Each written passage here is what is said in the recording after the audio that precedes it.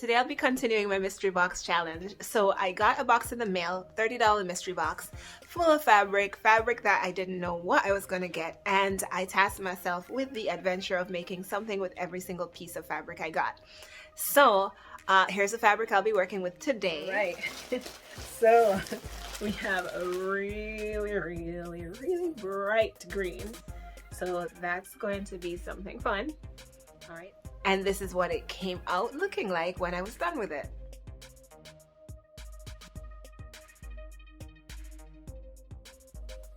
I'll be listing this outfit in my shop linked below, but even more fun if you want to learn how to make it, keep watching.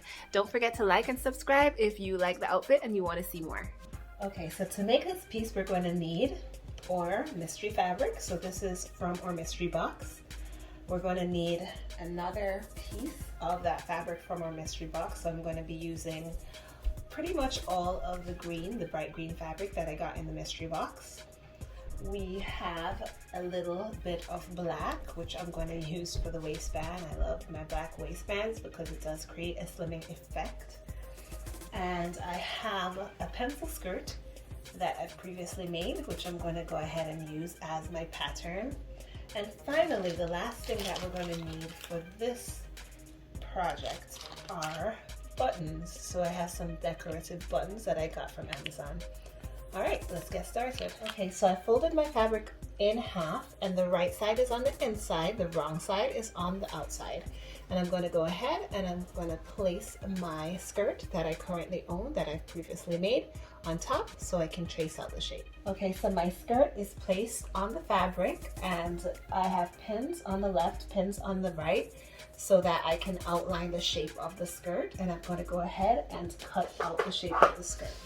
Now, one thing you may notice, I don't have a lot of green fabric to work with, so I'm being very cautious with what I do have. I don't have the skirt placed over the green fabric at the waistband because I'm going to have a different waistband which will be thick and help to lengthen the skirt a bit. So I just cut the side of my skirt off on the left side, the right side. It's still pinned, and I'm going to go ahead and sew. And I'm going to do it on a zigzag stitch so that I can stretch if needed. So this is what our skirt looks like. It is very green, and so I am going to now do a black waistband to balance that. To create my waistband, I'm going to take my strip of black fabric and I'm going to fold it in half. And I want a very wide waistband for a couple of reasons. I want to make the skirt a little bit longer, and that's the only way I can achieve that through the waistband, is to make it pretty wide. So I've pinned my strip in half, and the right side is on the inside, and it's 3.5 inches wide. So it's going to be a super wide waistband that I'm eventually going to attach to my skirt. Alright, so in order to sew our waistband, we want to make sure that we are on the zigzag stitch because the waistband will have to stretch. Now that we've sewn along our waistband, we can go ahead and turn it over so it has.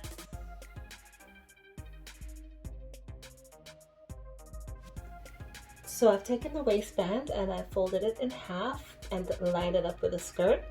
The part that I want to be inside, I have on the outside, so you can see the seam. That's on the outside so that when I finish sewing, I can turn that on the inside. Alright, and I'm going to go ahead and mark out the size of the waistband that I want with it. So I used a couple of pins because my waistband is so wide. And now I'm going to go ahead and sew here. Alright, so I just sewed the seam of my waistband and I cut that excess off. This is going to be at the back and at the inside. So this is what the back of the skirt will look like. Alright, so this is what the waistband looks like when I position it over the top of our skirt.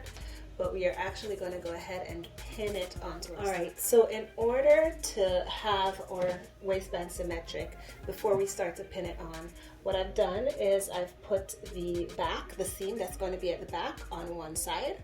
And so I'm going to just take a pin and put it on the other side to mark it.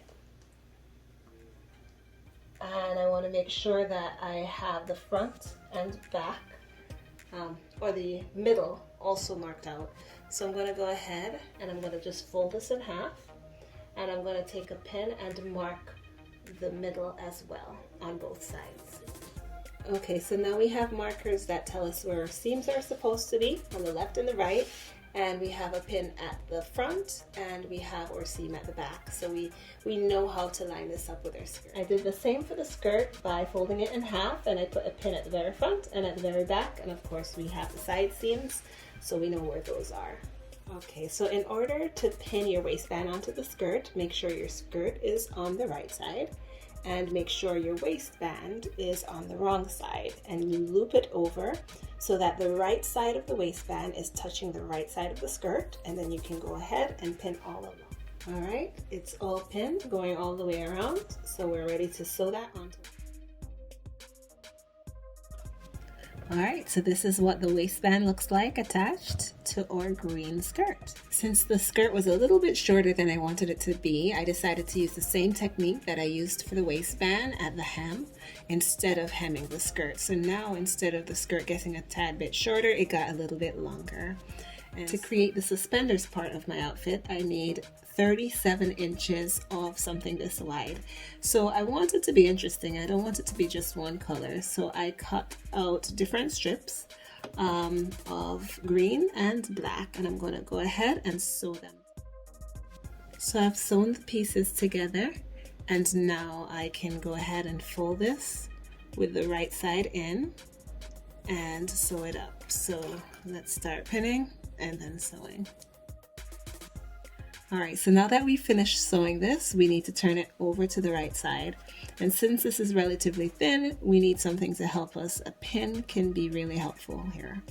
So we can go ahead and pin the end, and we stick it into the hole, and we go ahead and feed the pin in and pull the fabric out.